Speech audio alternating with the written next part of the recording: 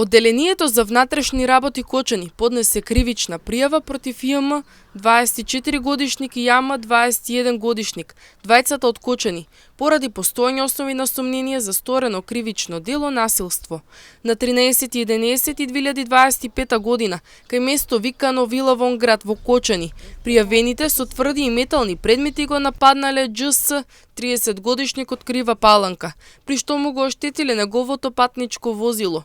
Исто така, Одделението за внатрешни работи Кочани поднесе кривична пријава и против ДЖС, 30-годишник од Крива Паланка, поради постојање основи на сомнение за сторено кривично дело противправно лишење од слобода.